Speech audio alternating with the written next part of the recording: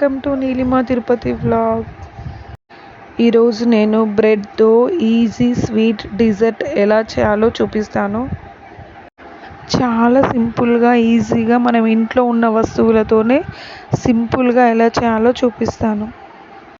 Sweet desert తయారీ కోసం ఒక 5 బ్రెడ్ స్లైసులని తీసుకున్నాను. బ్రెడ్ స్లైస్ అంచులను 4 వైపులు కట్ చేసుకొని పెట్టుకున్నాను. తర్వాత బ్రెడ్ని కట్ చేసి ఒక బ్రెడ్లో 4 పీసులు వచ్చేలాగా మొత్తం బ్రెడ్ పీసెస్ని అలాగే కట్ చేసుకున్నాను. ఇప్పుడు మనం కట్ చేసుకున్న బ్రెడ్ పీసెస్ని ఒక ప్లేట్లో వేసుకోవాలి. ప్లేట్లో వేసుకొని పక్కన పెట్టుకోవాలి. ఇప్పుడు స్టవ్ ఆన్ చేసి కడాయి పెట్టుకోవాలి. అందులో ఆయిల్ వేసుకోవాలి. ఆయిల్ హీట్ అయిన తర్వాత మనం చిన్నగా కట్ చేసుకున్న బ్రెడ్ స్లైస్ ముక్కలను అందులో ఒక్కొక్కటిగా వేసుకోవాలి. బ్రెడ్ ముక్కలను సిమ్లో పెట్టి వేయించుకోవాలి. హైలో పెట్టి వేయించుకున్నారంటే తొందరగా మాడిపోతాయి, కాబట్టి సిమ్లో పెట్టి మెల్లగా వేయించుకోవాలి. ఇప్పుడు బ్రెడ్ స్లైసెస్ బ్రౌన్ కలర్లోకి వచ్చాయి కదా, వాటిని టర్న్ చేసుకోవాలి. ఒక్కొక్కటి ఇలా వీడియోలో చూపిస్తున్న విధంగా టర్న్ చేసుకోవాలి. 2 వైపులా సమానంగా బ్రౌన్ కలర్ వచ్చేలాగా వేయించుకోవాలి. వాటిని తీసి పక్కన పెట్టుకోవాలి.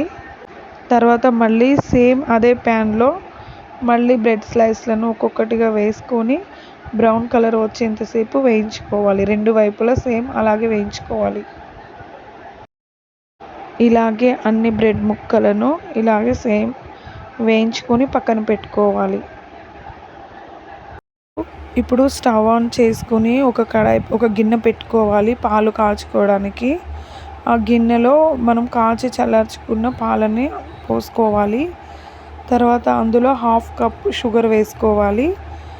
1/2 కప్పు షుగర్ తర్వాత ఒక 3 స్పూన్స్ గోధుమ పిండిని కొంచెం వాటర్లో కలుపుకొని అందులో వేసుకోవాలి. తర్వాత ఒక పించ్ ఆఫ్ సాల్ట్ వేసుకోవాలి. తర్వాత అందులో కొంచెం వెనిలా ఎసెన్స్ వేసుకోవాలి. అంటే డ్రాప్స్ లాగా కాకుండా హాఫ్ మూత వెనిలా ఎసెన్స్ వేసుకొని బాగా కలుపుకోవాలి. బాగా కలుపుకొని అది దగ్గరకు పడేంత వరకు ఉడికించుకోవాలి. ఈ మిశ్రమం అనేది కొంచెం చిక్కగా ఉండాలి. ఆ చిక్కగా వచ్చే వరకు మనం ఉడికించుకోవాలి.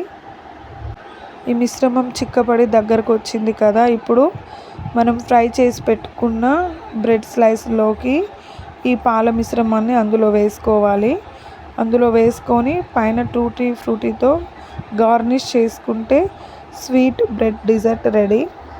కావాలంటే మీరు డ్రై ఫ్రూట్స్ కూడా వేసుకోవచ్చు. చాలా టేస్టీగా ఉందండి. చాలా బాగుంది. నా వీడియో నచ్చితే లైక్, షేర్, సబ్స్క్రైబ్.